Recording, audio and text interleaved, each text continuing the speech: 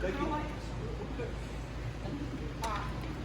I was disappointed when I saw in the cycle that there was racism in the department, and my heart suffered.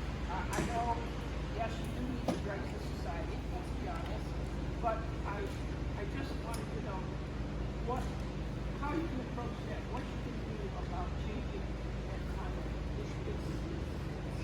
Sure, great question. So she asked about some of the allegations of racism within the Knoxville Police Department. So there's several things that we're doing about, to deal with that right now. Right. So the first thing is that we're hiring a company to do a cultural assessment of the organization. Right. So that was not the survey you guys saw online. So there was a survey on Facebook. That's something that we have to do for our accreditation. That's not the survey that we're doing. So what this is not really a survey. A survey is the first part of it, but they're going to do a survey of all employees, and we actually they kind of come in and do actually individual focus groups with different groups within the organization to really assess the culture of the police department. And what that does is that really gives myself and the leadership team really a good idea of what we're working with. What are the problems and what are the perceived problems? And sometimes those are two different things, right? Sometimes you have actual problems and you have perceived problems.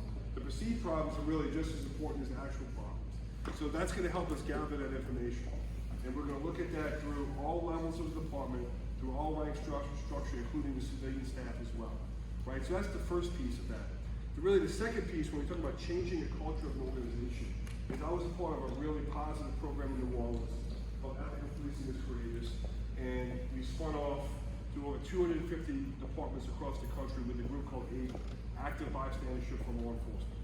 And what that does, that's a peer intervention program, really based upon social science. I can talk about this stuff all day, I'm just giving you a high-level version of it.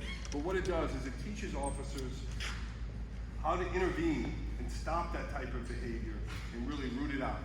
And what we really want to do is to create an environment where that type of behavior has nowhere to thrive anymore. Right? So we're going to be bringing that program to the Knoxville Police Department.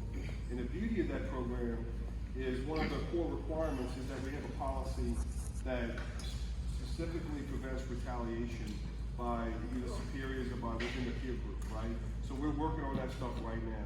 So I think that's going to go a long way to improving some of the stuff that you're talking about. But again, let me say this, I am very impressed with this police department, okay?